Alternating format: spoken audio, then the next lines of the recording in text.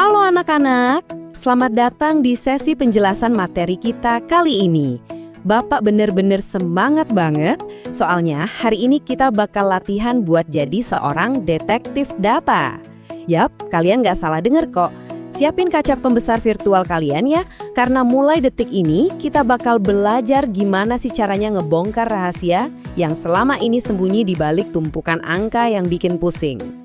Oke, pertama-tama, apa sih sebenarnya visualisasi data itu? Gampangnya gini.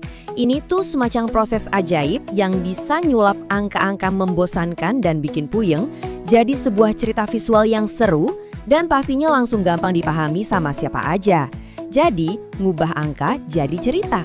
Nah, itulah inti dari pekerjaan detektif kita hari ini. Biar nggak nyasar, ini dia pengarahan misi kita hari ini anak-anak.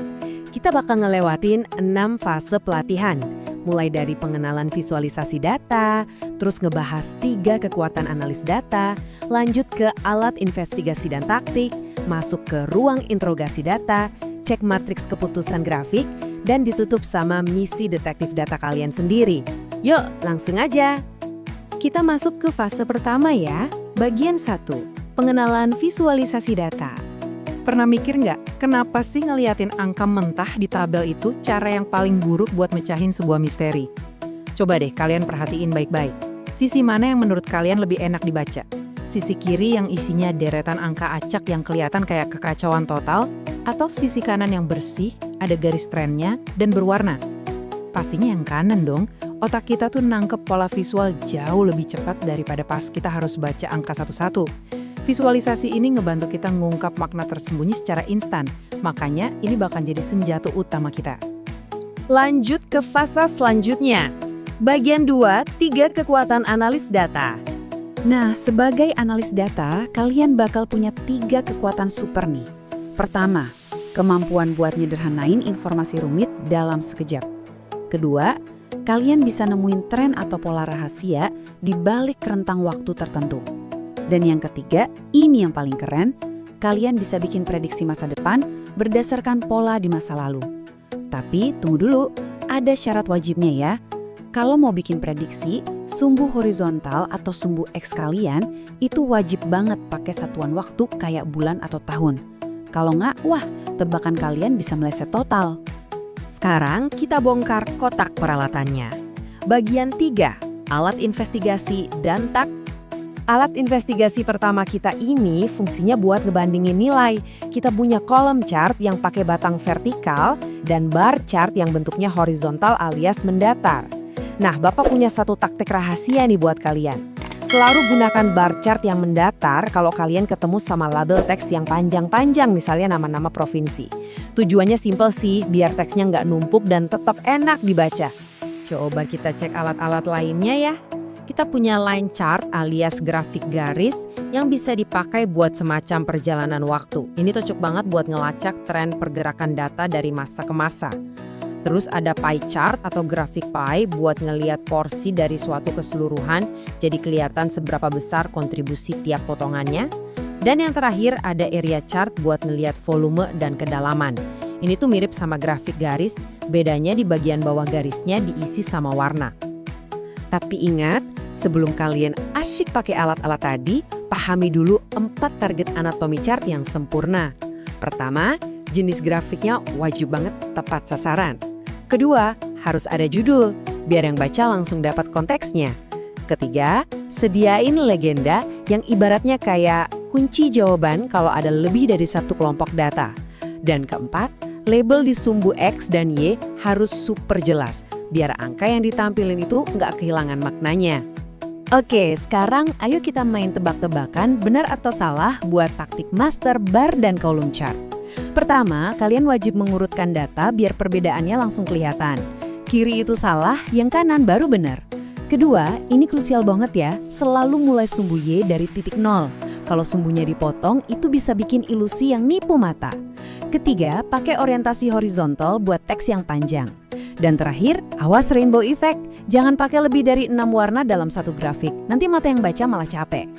Sekarang coba deh lirik grafik pie yang di sebelah kiri itu. Aduh, ini sih contoh grafik yang lagi sakit parah. Masa totalnya bisa 110%? Berantakan banget kan? Kalian harus ingat hukum mutlak pie chart yang sempurna. Grafiknya cuma buat satu kelompok data, maksimal banget 5 kategori aja biar kontrasnya jelas, lalu jumlah keseluruhannya harus pas 100% tanpa kompromi, dan satu lagi, jangan pernah pakai efek 3D. Efek 3D itu cuma bakal mendistorsi ukuran aslinya. Kita pindah ke line chart ya. Lihat deh kekacauan alias noise di grafik sebelah kiri. Bikin pusing kan? Nah, cara nyulap grafik itu jadi signal yang jelas adalah dengan ngebatasin maksimal 7 garis aja di dalamnya.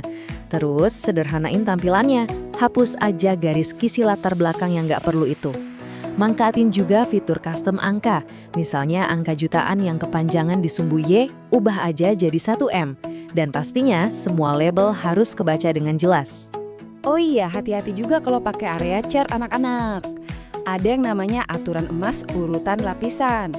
Luas area yang paling kecil itu wajib banget ditaruh di lapisan paling depan, dan yang paling besar ditaruh paling belakang.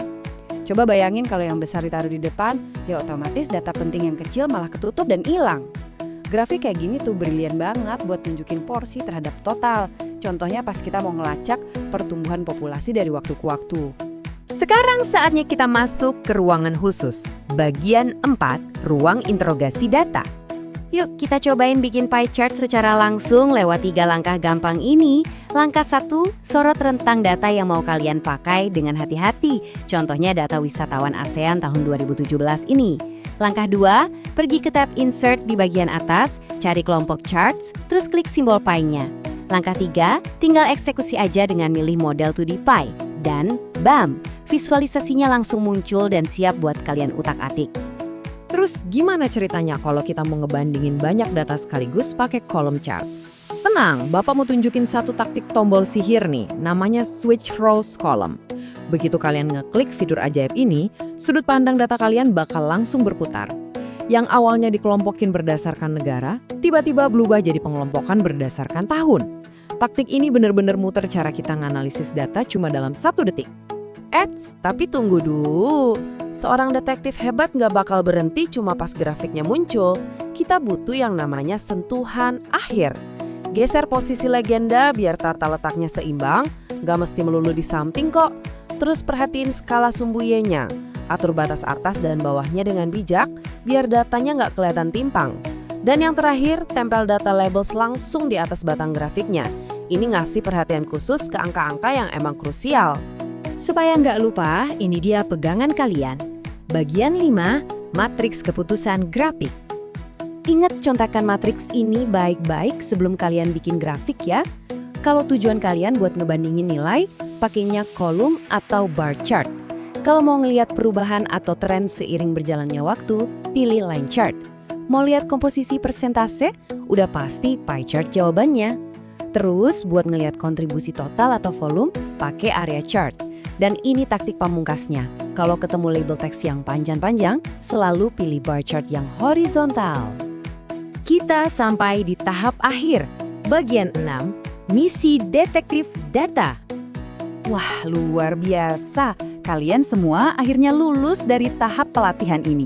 Tapi ini baru permulaan. Karena sekarang waktunya kalian terjun ke tugas lapangan secara mandiri. Coba deh sekarang buka buku kerja kalian masing-masing. Di sana udah ada data kedatangan penumpang pesawat. Nah, tugas kalian, ubah deretan angka itu jadi visualisasi yang paling pas. Eksplorasi datanya, temuin faktanya. Dan kalau udah selesai, coba renungkan dan diskusikan pertanyaan ini sama teman sebelah kalian. Apakah grafik yang baru aja kalian bikin itu benar-benar ngungkapin kebenarannya? Atau justru malah nambahin kebingungan buat yang baca? Selamat bertugas para detektif data!